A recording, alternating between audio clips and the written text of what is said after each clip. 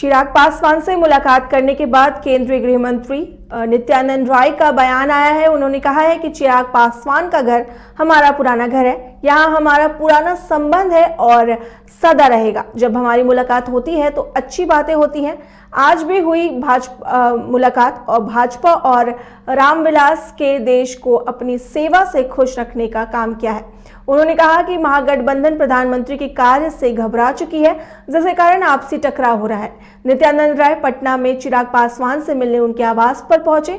उन्होंने मीडिया से बात करते हुए कहा कि चिराग से कई मुद्दों पर चर्चा हुई है और चर्चा सकारात्मक रही।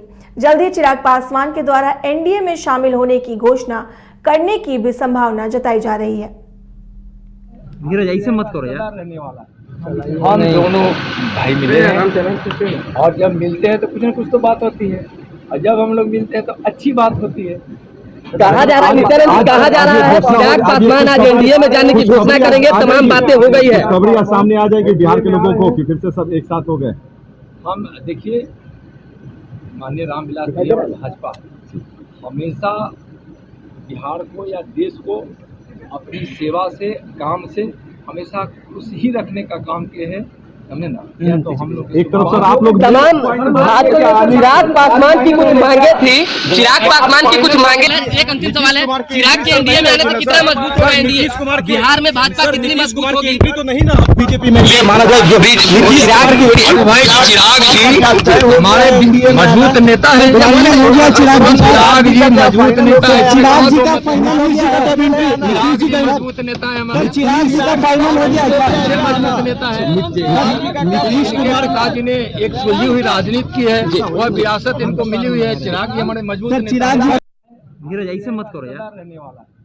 हम दोनों भाई मिले हैं और जब मिलते हैं तो कुछ न कुछ तो बात होती है, और जब हम लोग मिलते हैं तो अच्छी बात होती है। कहा जा रहा है नित्यानंद, कहा जा रहा है चिराग पासवान आज एनडीए। विषय पर अधिक जानकारी देने के लिए पटना से हमारे ब्यूरो चीफ एसके राजीव जुड़ चुके हैं।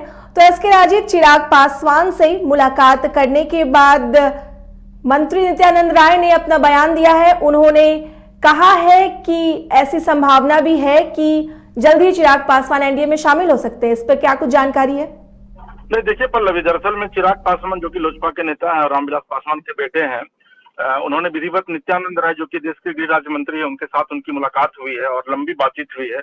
और इस बात के कयास लगाए जा रहे हैं कि जो 18 तारीख को विधिवत जो बैठक होने वाली है एनडीए की, उसमें चिराग पासवान भी पार्टिसिपेट करेंगे उस बैठक में, और उसके बाद चिराग पासवान को मंत्रिमंडल में भी शामिल किया जा सकता है। हालांकि कल चिराग पासवान का एक बयान आया है और उन्होंने नवादा की सीट जो है वो बीजेपी से मांग की है। अभी आपको पता है कि नवादा की सीट जो है वो लोजपा के, जिसमें कि पशुपति पारस है, उनके चाचा हैं, उनके खाते में है। तो लोजपा से जो है उन्होंने विधिवत बीजेपी से नवादा की सीट मांग की है। तो कई ऐसे मामले हैं जिन मुद्दों को लेकर के बीजेपी के साथ चिराग पासवान की बैठक होनी है।